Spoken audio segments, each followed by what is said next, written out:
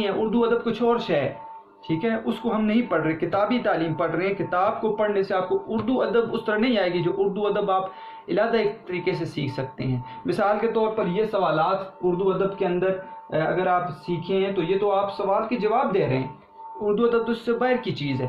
اب شعر کی تشریح اردو ادب کے اندر نہیں ہے، ٹھیک ہے، شعر کی تشریح باہر کی چیز ہے، شعر کی تشریح تو ہوتی ہی نہیں ہے، ٹھیک ہے۔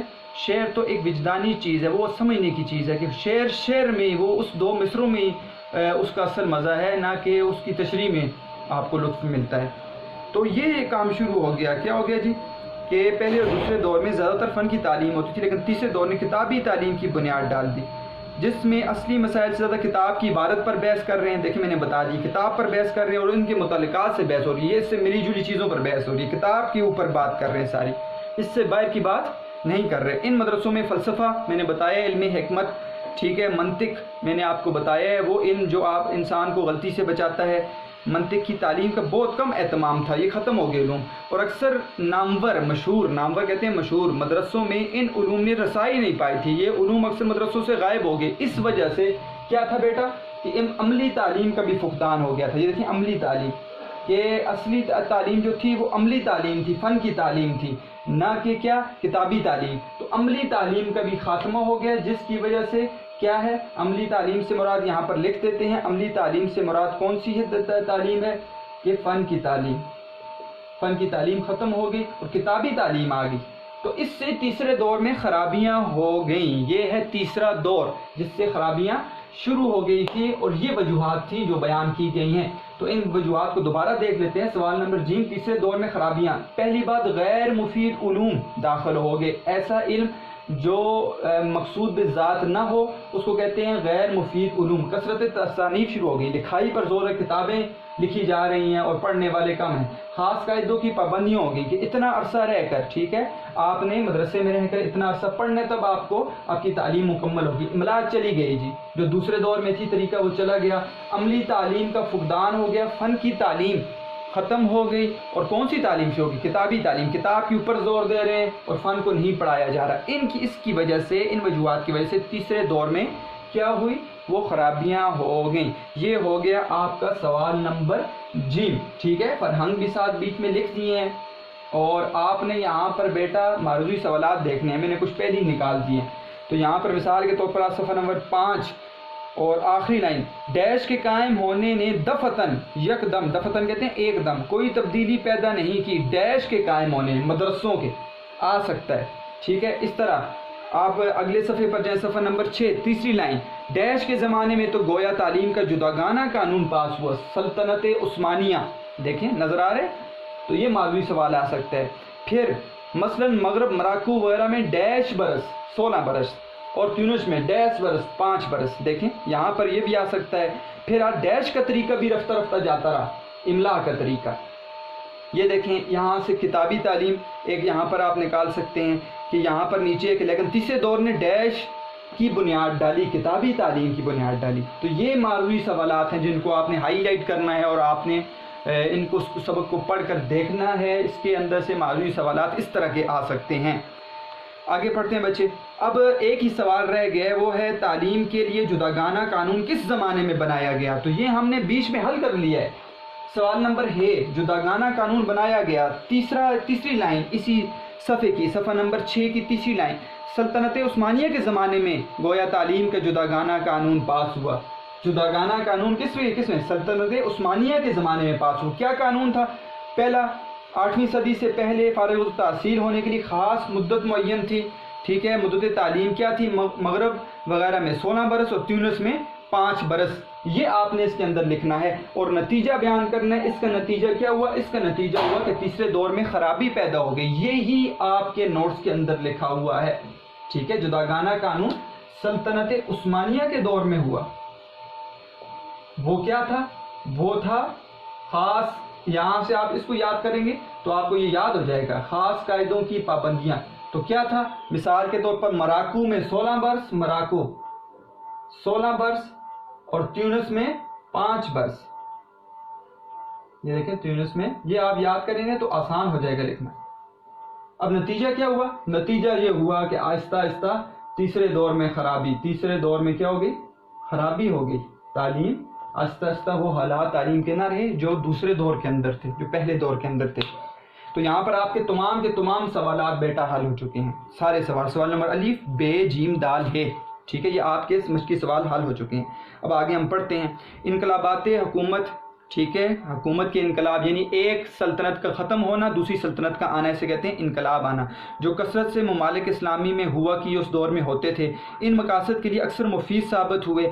یہ ہوتا تھا بیٹا کہ کچھ لوگ ایسے بھی تھے جو آ کر حملہ کرتے تھے، مثال کے طور پر ہلاکو خان کا ذکر ہے، اس نے بغداد میں آ کر حملہ تو کیا لیکن اس نے تعلیم کے اوپر اتنا نقصان نہ پہنچایا، اس نے خیال کیا کہ کچھ نہ کچھ رہے، حالانکہ خرابی پیدا ہو گئی تھی لیکن اس نے جو خیال کیا ہے وہ یہاں پر ذکر ہے، تھوڑا بہت اس نے خیال کر لیا کہ تعلیم کے لیے تھوڑا بہت خیال کرنا چاہیے۔ ایک خاندان کلیتن کہتے ہیں بیٹا مکمل طور پر، یہاں پر لکھا ہے میں نے، کلیتن مکمل طور پر برباد ہو جاتا تھا مگر اس کے علمی آثار، ٹھیک ہے، وہ جو علمی کارنامے کرتا تھا یا وہ علم کے ذریعے جو محنت کرتا تھا وہ محفوظ ہوتے تھے۔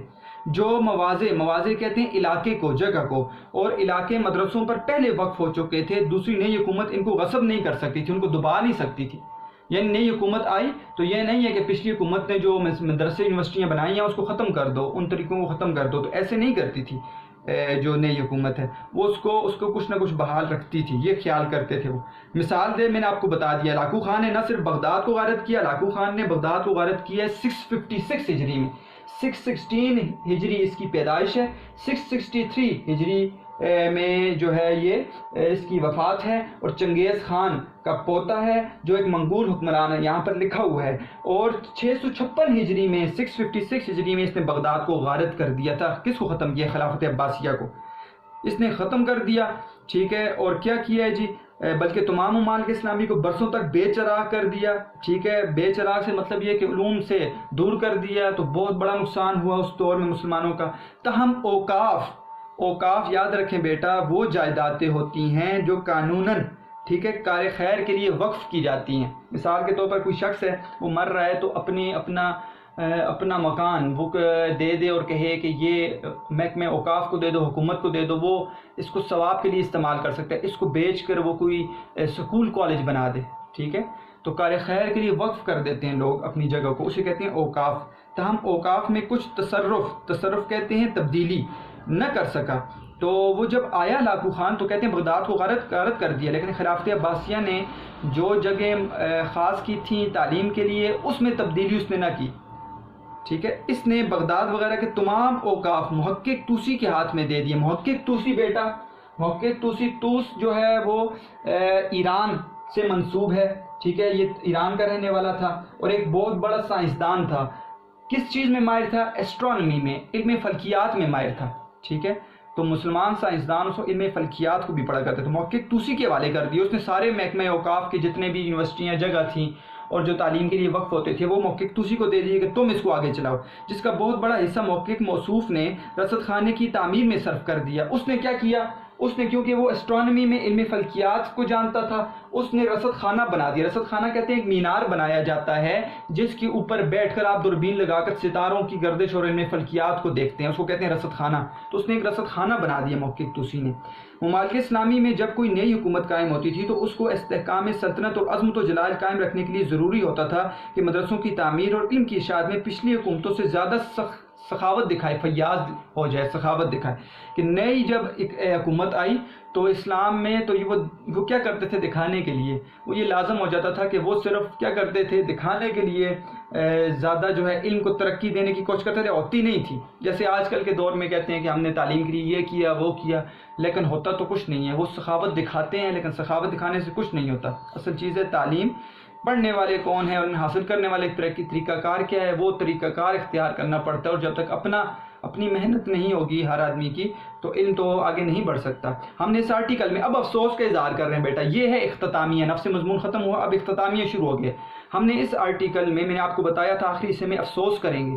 اس آرٹیکل مضمون کو کہتے ہیں، مقالے کو کہتے ہیں، کس قدر تفصیل کے ساتھ مدرسوں کے حالات لکھیں۔ تفصیل تو اتنی نہیں تھی لیکن یہ ہے کہ ایک میں کہتا ہوں کہ تھوڑے ادوار میں پورے کے پورے حصے کو بیان کر دیا مولانا شبلی نعمانی نے، یہ ان کا کمال ہے۔ اور کہتے ہیں ہم نے مدرسوں کے حالات لکھے ہیں مگر ہم بتا دینا چاہتے ہیں کہ اسلامی تعلیم کا اندازہ کرنے کا یہ نہایت چھوٹا پیمانہ ہے، ٹھیک ہے، یہ نہایت چھوٹا پیمانہ ہے، اس سے ہم ناپ نہیں سکتے، ہم کیا نہیں یہ کہہ سکتے کہ کیا مسلمانوں نے صرف یہ کارنامے کیے ہیں، اس سے زیادہ کارنامے کیے ہیں۔ ہماری علمی فیاضیوں، ثقافتوں اور ایجادات ہم نے جو کی ہیں، انوینشنز، صنائع، ٹھیک ہے، ماہر فن، ہم نے جو نئی کاریگریاں دکھائی ہیں، صنائع کہتے ہیں کاریگری کو، مدرسوں کے احاطے سے باہر ڈھونڈنا چاہیے، مدرسوں میں رہ کر نہیں، مدرسوں سے باہر بھی دیکھو کہ ہم نے کیا کچھ کیا ہے۔ مدرسوں کی کثرت تو ہو گئی، زیادہ ہو گئی، اور عالمگیر رواج نے بھی پرائیویٹ تعلیم گاہوں کی تعداد کو کم نہ کیا۔ اب حکومت تو بنا رہی ہے، سارا کچھ کر رہی ہے، لیکن یہ نہیں ہے کہ پرائیویٹ تعلیم گاہیں جو ہیں وہ کم ہوگی، لوگ اپنے ذریعے بھی وہ تعلیم حاصل کر رہے تھے اس دور میں، ٹھیک ہے۔ یہ اصل چیز ہے کہ آپ کے لیے کیا کرے گی حکومت، حکومت کچھ نہیں کر سکتی آپ کو جب تک اپنا شوق نہیں ہوگا۔ 748، اس سے ہمیں پتہ چلا کہ 8ویں صدی تک ذکر کر رہے ہیں، 748 ہجری میں، جبکہ مصر مدرسوں اور دارالعلوم سے معمور تھا، بھرا ہوا تھا۔ کہتے ہیں مصر میں مدرسے بھی بہت ہیں اور دارالعلوم، ٹھیک ہے، جہاں پر پڑھا جاتا ہے، مدرسے کو کہتے ہیں۔ خود مصر کی جامع مسجد میں 40 سے زائد حلقہ درس ہوتے تھے۔ مصر کے جو جامع مسجد ہے وہاں پر 40 سے زیادہ حلقے لگے ہوتے تھے، کلاسز، حلقہ درس آپ کلاس کو کہہ سکتے ہیں، جس میں ہر قسم کے علوم و فنون پڑھائے جاتے تھے، ٹھیک ہے۔ اس دور میں یہ بھی ہوتا تھا۔ میں نے اس آرٹیکل میں اس بات سے قصداً کہتے ہیں جان بوجھ کر پرہیز کیا ہے کہ میں سلف کے کارنامے، سلف کہتے ہیں آباء و اجداد کو، جو ہے وہ زیادہ آب و تاب سے لکھوں، ٹھیک ہے۔ میں نے جان بوجھ کر اپنے اسلاف کے کارنامے نہیں لکھے۔ قوم کی آج کیوں نہیں لکھے؟ قوم کی آج یہ حالت ہے کہ جتنا لکھا گیا ہے یہ بھی اس کے چہرے پر نہیں کھلتا۔ کہتے ہیں کہ جتنا لکھا جائے نا وہ بھی اس کے چہرے پر ظاہر نہیں ہوتا، اس سے وہ سیکھتا کچھ نہیں ہے۔ سلف کے مفاخر کہتے ہیں فخر کی باتیں، کارنامے کہہ سکتے ہیں آپ، کہ ہم کیا ذکر کر سکتے ہیں؟ ہم نے خود کچھ نہیں کیا تو اس سے کیا حاصل کہ ہم سلف نے بہت کچھ کیا، ہم خود کچھ کرتے نہیں ہیں۔ اور آباء و اجداد تھے تو آبا وہ تمہارے ہی مگر تم کیا ہو۔ اقبال کیا کہتے ہیں؟ تھے تو آبا وہ تمہارے ہی مگر تم کیا ہو، ہاتھ پر ہاتھ دھرے منتظر فردا ہو، ٹھیک ہے، کہ وہ آبا تو تمہارے تھے، آباء و اجداد، ان کی باتیں کرتے ہو تم۔ شکوے کے اندر، جوابی شکوے کے اندر کہہ دیا کہ تھے تو آبا وہ تمہارے ہی آباء و اجداد تھے، مانتے ہیں ہم، ٹھیک ہے، تم ان کا نام لے کر فخر محسوس کرتے ہو، مگر تم کیا ہو؟ تم اپنا بتاؤ، تم کیا ہو؟ تم کیا ہو بتاتے ہیں؟ اقبال کہتے ہیں میں خود بتاتا ہوں، ہاتھ پر ہاتھ دھرے منتظر فردا ہو، تم ہاتھ پر ہاتھ دھرنا محاورہ ہے، کچھ نہیں کرتے، منتظر فردا ہو، کل کا انتظار کر رہے ہو۔ تم یہ کہتے ہو کہ آج سے کل اچھا ہو جائے گا، کرتے کچھ نہیں ہو، صرف کہتے ہو نہ کر کے بھی مجھے کل کے دن بہت کچھ مل جائے گا۔ تو یہ اقبال کہتے ہیں، ٹھیک ہے۔ تو ہمیں پتہ چل گیا بیٹا کہ ہم نے اس سبق کے اندر 3 ادوار کا ذکر کر دیا، اس کو صحیح طرح سمجھ لیا، سوالات کے جوابات ہم نے بیچ میں ہی حل کر دیے، موضوعی سوالات نکال دیے۔ اب جو آپ کا آج کا ہوم ورک ہے وہ انتہائی اب آسان ہے انشاءاللہ۔ جو دوسرا سبق ہم پڑھیں گے اس میں آپ کو کم ہوم ورک دوں گا۔ پہلا سبق ہے، آپ نے اس کی جو ہے خوب پابندی کرنی ہے، آپ اچھا کام کر رہے ہیں، پڑھنے والے بچے ہیں اور آپ ہمیشہ سے اپنے ہر سبجیکٹ کو ٹائم دیتے ہیں۔ تو آج کا جو آپ کا ہوم ورک ہے وہ ہے سوال نمبر، آپ جیم لکھ لیں صرف، ٹھیک ہے، سوال نمبر جیم ہے نہ لکھیں، ایک سوال دے رہا ہوں، سوال نمبر جیم لکھ لیں، معلومی سوال آپ نکال لیں 6، یہ آپ نکال لیں بس، اور الفاظ میں آپ پڑھتے ہوئے آپ نے اپنی کتاب پر نوٹ لکھنے ہے، آپ کو کاپی میں لکھنے کی ضرورت نہیں ہے۔ تو اس کا مطلب ہے ہوم ورک کتاب کے اوپر آپ نے ہائی لائٹ کرنا ہے ہائی لائٹر سے، اور آپ نے کیا کرنا ہے، جو آپ لکھتے ہوتے ہیں اس الفاظ کے، مشکل الفاظ کے معنی آپ نے لکھ لینے ہیں، اور سوال نمبر جیم صرف آپ نے اپنی کاپی کے اندر، نیٹ کاپی کے اندر لکھنا ہے، اور 6 معروضی سوال آپ نے نیٹ کاپی کے اندر نکالنے ہیں۔ یہ ہو گیا آج کا ہوم ورک۔ تو آپ نے اس ہوم ورک کی پکچرز لے کر وہ بیٹا مجھے سینڈ کر دینی ہے۔ والسلام۔